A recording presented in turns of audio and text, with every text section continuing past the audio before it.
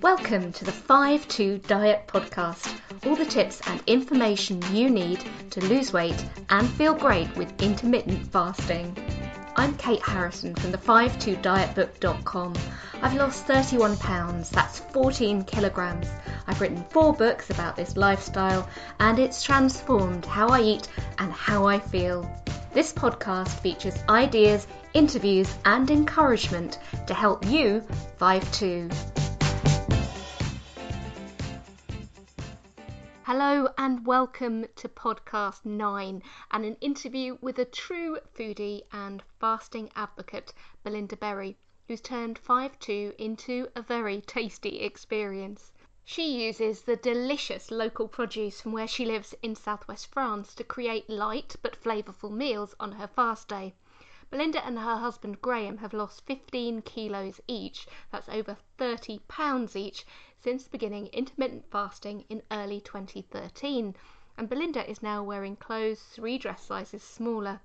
Even better, she feels much healthier for it, more energy, plus improved blood sugar and cholesterol results, not to mention a whole new attitude to cooking, which led her to publishing her own cookbook, 5-2 Healthy Eating for Life. I love chatting to Belinda. We've had really similar journeys when it comes to 5-2, and I hope you'll enjoy her great ideas and her passion for good food. So stay tuned to hear about how a huge Hawaiian shirt kicked off her and her husband's weight loss journey, and also how curries, cinnamon and even ice cream feature on the menu chez Berry. And don't forget, for more about this podcast, including links to her book, go to the 5-2dietbook.com/podcast 9.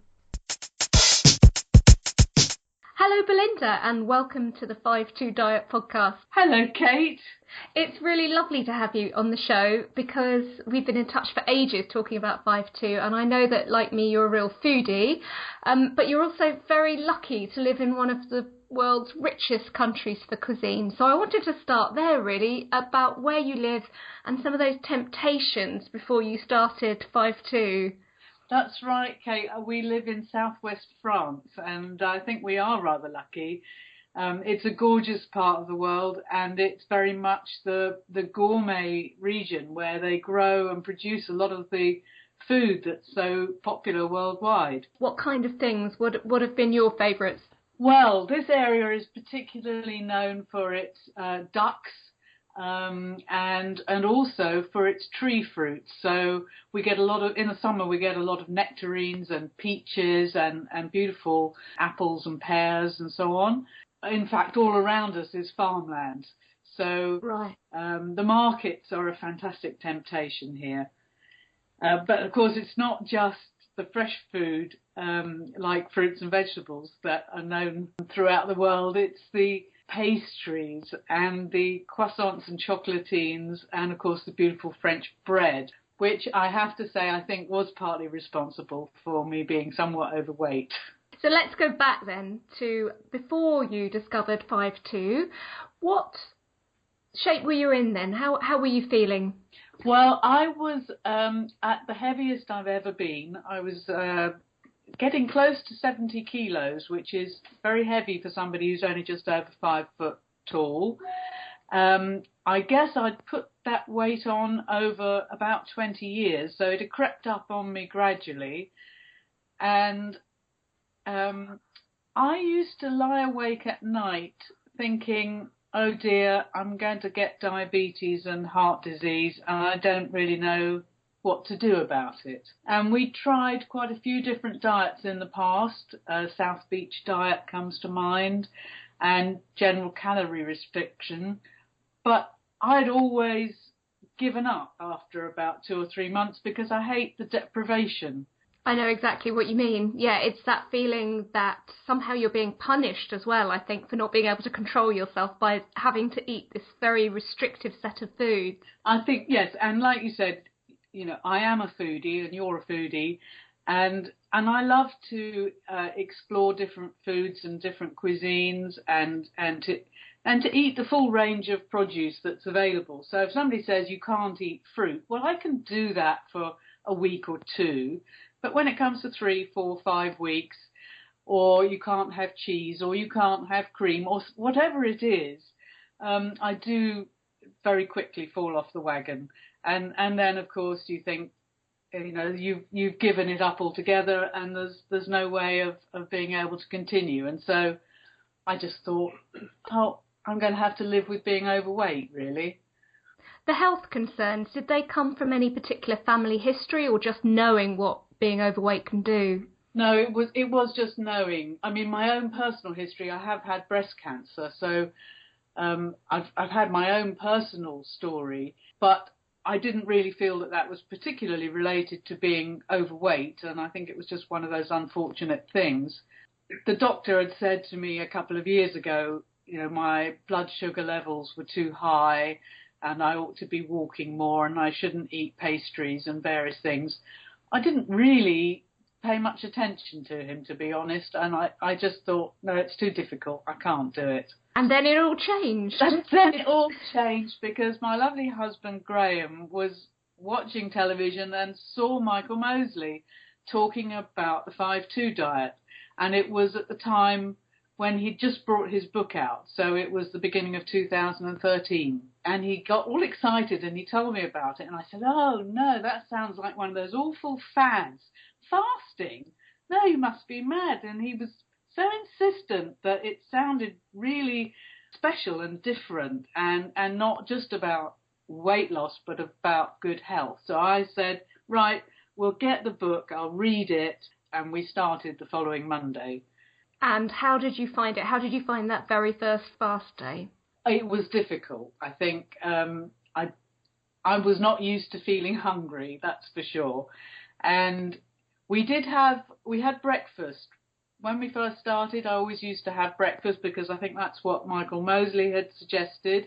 And so we'd have something like scrambled egg or something for breakfast, or porridge. And then there was this yawning gap of all day with just herbal teas and black coffee and water. And it seemed such a long time till dinner. The thing that I decided quite early on was that if we were only going to eat a little bit, we weren't going to have a lot of calories, then I had to make those calories really work for us. So I did a lot of research into what kind of things were going to be possible for us to eat, and I got together a whole pile of recipes that I thought looked interesting and exciting. And so it was quite an inventive time for me to find things that would make it something to look forward to. Absolutely. And you were starting then in the winter, which in some ways is a harder time of year to find stuff that is going to see you through the day. I think in summer, salads, a lot of us eat that kind of food naturally, but winter we associate with those richer foods, with carbohydrate heavy meals. How did you get around that? I should have a look back at my early days of my blog, which I started not long after we actually started following 5-2. I decided there was so much going on in my head, I wanted to start writing it down. So I actually started my blog in February, and I would do a weekly meal plan, and I'd go to the local market and I'd see what was in season and bring it home and lay it all out and come up with ideas of soups, particularly, which I find really work well in the winter, and just big piles of vegetables along with some nice protein on our plates. And yes, I found it quite an exciting challenge, actually, seeing how much I could get for 400 or so calories, so that would allow us a little bit to have for breakfast. You did mention there about breakfast. Is that something that you kept going then? You talked about the yawning gap. Did you change your patterns later on? Yes, I did. I can't remember what made me think of doing it initially. It might have been from reading what other people were doing. But one day I decided to try not having breakfast. I think also because 400 or 300 calories isn't very much if that's all you've got left for an evening meal. So I thought, well, I'll see how it goes without breakfast. And I actually found I was no more hungry than I had been when I'd eaten breakfast. So it seemed to make sense to me to just go without. and not eat until the evening. In fact, Graham, my husband, carried on having breakfast up until quite recently. And when he said one day that he was finding he had a bit of a dip in the afternoon, I said, well, why don't you try going without breakfast and seeing if that's any better? And he's actually found that sometimes it is. We are converting people one step at a time, aren't we? It's a real surprise because for those of us who are conscious about our health, even if we might have overindulged in the past, we've been told for such a long time that breakfast is the most important meal of the day, and I always say a lot of that has come from cereal companies. But it's really astonishing when you realise that it doesn't affect you once you're used to it. I think that's right. Getting those first few fasts out of the way and realising that actually you can go through the day having a period when you feel hungry. It's not going to stop you being able to do whatever it was you planned to do with the day, because those feelings only last a short period of time. It's not like it's a constant gnawing pain. You get a wave of hunger and you get distracted somehow, and it's gone and it's over, and it maybe not come back for a couple of hours or so just to remind you. And of course, the longer it goes on, the easier it becomes, I think. And I found it quite liberating to realise that I didn't have to stop for lunch. I could just carry on doing what I'm doing. I wouldn't want to do it every day of my life by choice. No, of course not. And that is the difference when people talk about the critics, and they're getting smaller in number, the critics, I find, over time, but the critics always talk about starving yourself. And of course, this is entirely voluntary. There's a world of difference between not being able to afford food or not having any coming your way and making a choice that so many of us now feel is positive for our health. Yes, I think that's absolutely true. We can be selective and say, yes, today I choose not to eat, but we're not actually depriving ourselves. And for me, always the science that's behind it that shows how potentially beneficial it is for our longevity and living into an old age in better health. That, to me, makes it worthwhile going for a little while with feeling slightly empty. I know from myself that it has made a huge difference, not just the weight loss, but my blood test results are all much better now. I've got fantastic low triglycerides. My cholesterol numbers are much better. My blood glucose levels are normal. So I can see the results, and I'm sure that it's not just purely down to the fact that I have lost quite a significant chunk of weight. I agree with you. I think it's very interesting, and obviously the research on this is still relatively new, but we are seeing a lot of this coming through, and certainly anecdotally, you and I both involved in groups on Facebook, which between them must have 75,000 to 80,000 members, and the stories on there are so exciting. Yes, absolutely. I think it would be fantastic if there were solid, large-scale scientific experiments to compare and contrast the various methods and so on. But yes, day by day, we are seeing people who are having the most fantastic results. And it's life-changing for a lot of the people that are following it. So I'm a great enthusiast, and I'm always trying to encourage people and help them get started with it, because it can be a little scary at the beginning. The idea of not having something to eat, it's like a safety net that's taken away from you. You know, sometimes just having somebody on the internet who will kind of metaphorically hold your hand and see you through those first few days can make all the difference. I certainly got a lot of support myself from your group and the other groups on Facebook, and it just made it so much easier to get through each day. It's very reassuring to know, A, that you're not alone, and B, that there are plenty of intelligent, resourceful people out there who've researched it and are as convinced as you are, because otherwise, I think particularly in the early days, you could be accused of being a bit of a crank. Well, as I said earlier, my initial reaction when I heard about it was that it's just another fad. You know, it sounds daft to be fasting, and surely, you know, nobody in their right mind would be doing it. But Yes, it is. It's great to have other people around you that thinking the same way and not thinking that you're absolutely crazy. So let's go back then to those early days, a bit of a rewind. How quickly did you and Graham start to lose weight? Oh, immediately, in fact. We had just started at the beginning of New Year, before he actually saw Michael Mosley on television. We just started a calorie-restricted diet because I had made Graham a shirt for Christmas, and it was absolutely vast. And I think when we saw it, we both went, oh my goodness, this is reality. I've got to make a shirt that's this big for you to be comfortable in. And we decided that we would try and do something to lose the weight. And we also decided that we would do a dry January. So we were kind of mentally set for a little bit of deprivation, but then we got the information about 5-2. So we started doing 5-2 and we carried on doing a dry January, and we were being kind of mindful about what we were eating.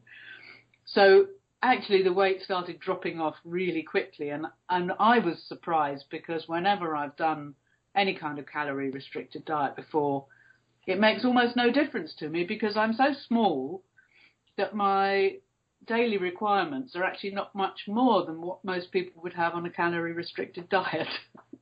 Yes, as someone of 5'4", so I've only got 4 inches on you. I do know what you mean.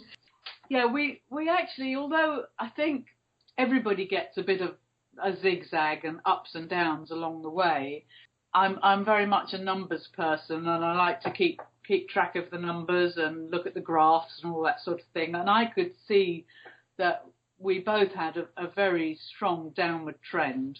And I think I probably lost £1 to £1.5 pounds every week, and Graham a bit more than that. And so by May, I think he'd reached his target, which was about 15 kilos down. And I wasn't far behind him. It was early June when I reached my target of 15 kilos down. Actually, it was quite astonishing to me that it was so effective. So let's talk about that as well in terms of clothes sizes, because we said this was triggered partly by the giant Hawaiian shirt. Yes.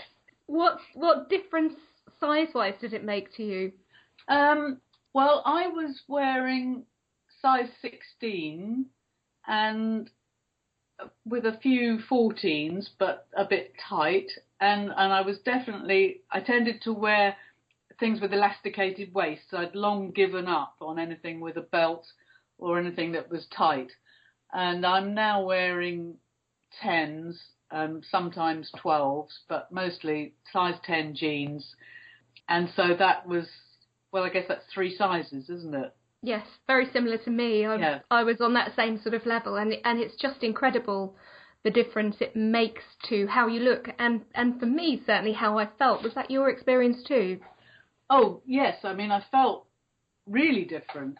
I was doing Zumba, which I'd started before, but I used to find the classes really hard, and I would often have to stop before we got to the end. And I used to get out of breath when I was walking up the hill from the car park to our local village. By the time I'd lost this weight, I was able to walk up the hill without pausing, and I could get to the end of my Zumba class. And I think that weight loss made a huge difference to me. You talked as well about your health results being better. What kind of response did you get from your doctor when they saw you losing so much weight? Well, the funny thing is I hadn't been to see my doctor for ages until quite recently, because I tend not to have any reason to go. And so he was very pleased, I have to say. And had he heard of 5-2? He's heard of it, yes. It's not nearly as big here in France, but there are people that know about it, and there's certainly quite a community of expats here that are doing 5-2. I don't know anybody French that's actually doing it, but they do have the concept of a regime and of actually having a kind of a skinny day seems to be quite common. So that's interesting. That is something that might already be kind of embedded a bit in the culture and something that was always there to be discovered by the rest of us. Yes, maybe. Because, I mean, I think France is changing now. You see a lot more overweight people than you used to because their diet is changing. But traditionally, if you think of the kind of traditional Parisian woman who is quite slim, and yet they seem to eat quite substantial meals, particularly in the middle of the day. But I know that one of my good friends lives in Paris, she eats almost nothing when she's on her own or not going out to dinner.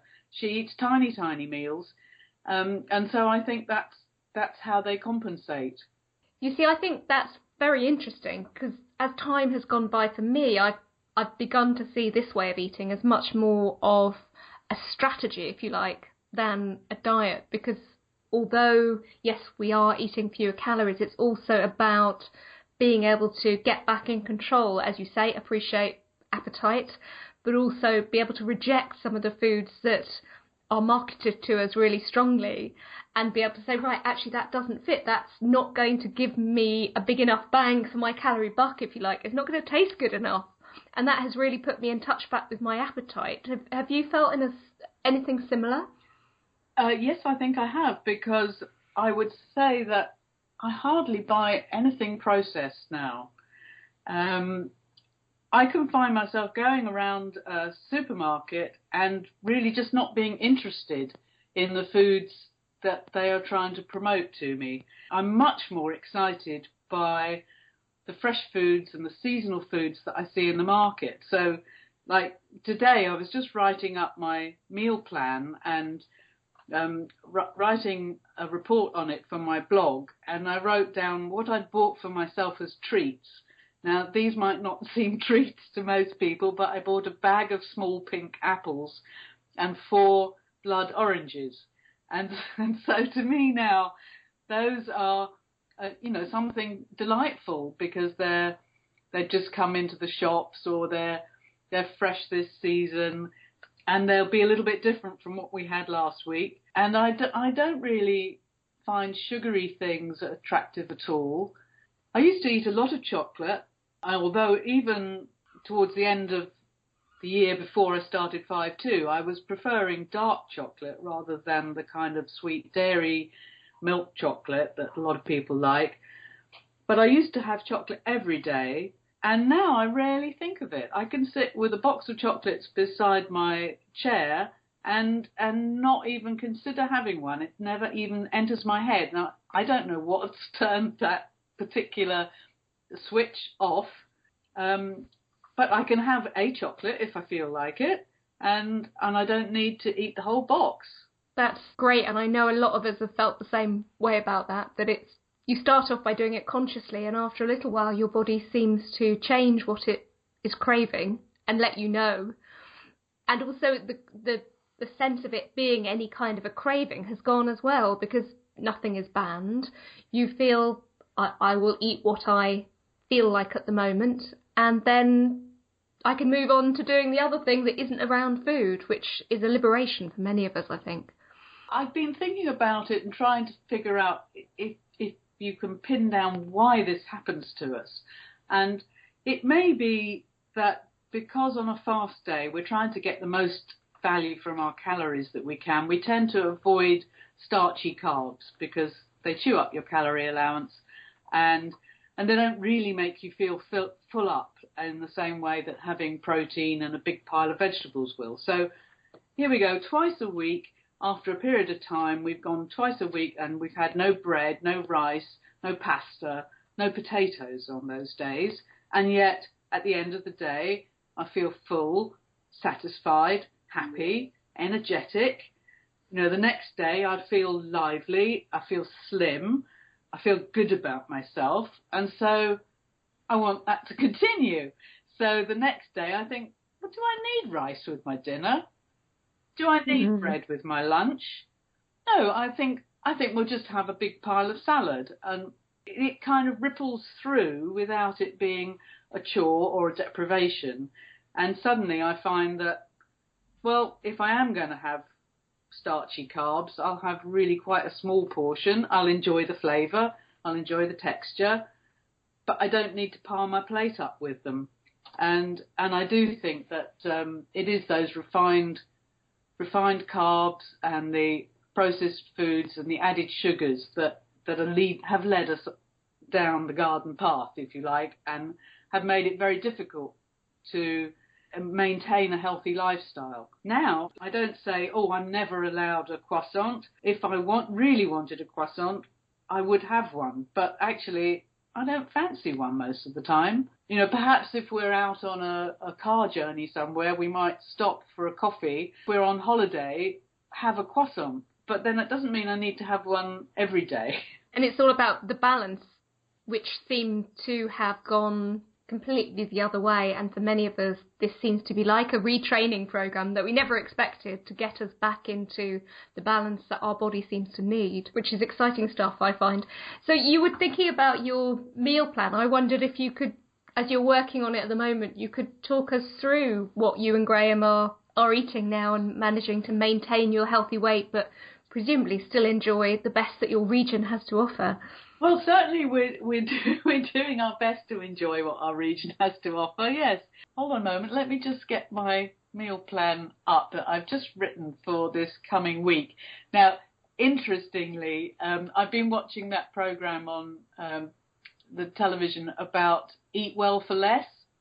Oh, yes. And although I think I'm not too bad, I think, like everybody, I'm still guilty of buying more food than we actually can eat sometimes. Particularly now we have 2 days with limited calories and also our appetites are much less. So I often buy more food than we get through. So particularly today, I made a concerted effort to look to see what I'd got in the fridge that I could use and to come up with a meal plan for the week ahead that would use up everything I got left and in as nice a possible way. And so today we had a lunch which was fennel, which is a seasonal vegetable that a lot of people have been wondering how they could use. We had fennel with red grapefruit and a blue cheese dressing. And Lovely. With that we had a bit of peppered mackerel. So that was a really nice, tasty lunch. And we always have some fresh fruit for our dessert at lunchtime. And then the other thing I had, because we do try and eat a little bit more fish than we used to, I bought something to try, which is some smoked tuna. Now, when we were in the Caribbean, we were lucky enough to live on board a boat in the Caribbean for a few years. We went to a restaurant on one of the French islands where they did this most amazing smoked fish quiche, and it was absolutely wonderful. And so I decided, when I saw this smoked tuna the other day, I thought, well, I'll try making a smoked fish quiche. But one of the things I do now quite often is to do a crustless quiche. So it's a bit more like an omelette, really, but you use some milk in it as well. And so I thought, well, I can do that with the smoked fish, or you could use smoked tofu if you were a vegetarian. And then eggs and milk and a little bit of cheese, and serve that with finely chopped up parsley and capers with a little bit of the orange rind from my blood oranges that I bought. And that makes a little gremolata. So that's what we're going to have tonight. With some... You're making me so hungry already. We're going to have that with some steamed vegetables. And, of course, it's pancake day today. So I'm lucky that Graham makes excellent pancakes, so we'll have those for dessert. So then I realised, well, I look at my plan and I think, yes, that's fine, but a quiche, we'll have some left over. We'll never eat a whole thing between two of us. So that's tomorrow's lunch sorted out. And then we're out for dinner tomorrow night. But Thursday will be another fast day.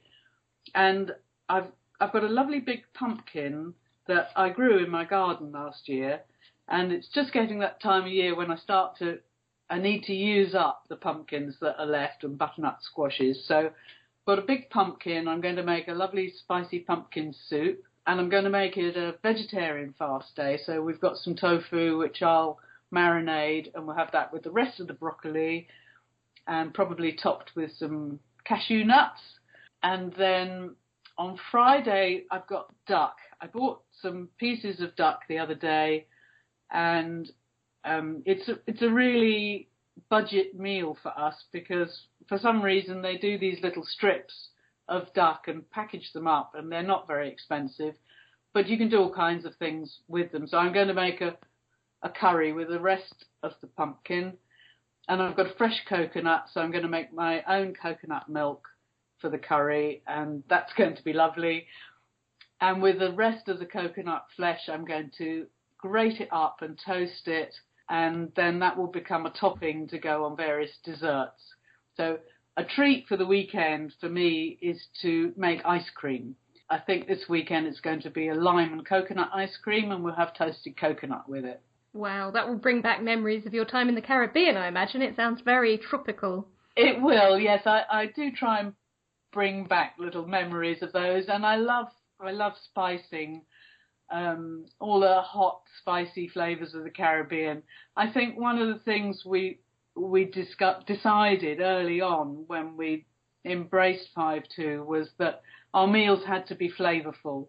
If we're going to eat just a little, then we want kind of bang for the buck. We want to feel that we've really eaten something tasty and satisfying. And so I do tend to use quite a lot of spices and quite strong flavours, because I think that helps to make a little go a long way. Some people would say, I guess, that you are very lucky. You've got some amazing sounding ingredients there. But if somebody has a little less variety to choose from, or they're on a budget, are there particular spices that you'd recommend or flavourings that can still make fast day food exciting without having to spend too much? One of my favourite sort of tips for making things that are hot and spicy and very easy to do is to use a red Thai curry paste. I've got a big pot of that I bought once when I was in England, and it lasts for ages and ages in the fridge. I think I've probably had mine for over a year, quite honestly. And a little spoonful of that in a soup or in with a stir fry really brings a fantastic zingy flavour and isn't expensive.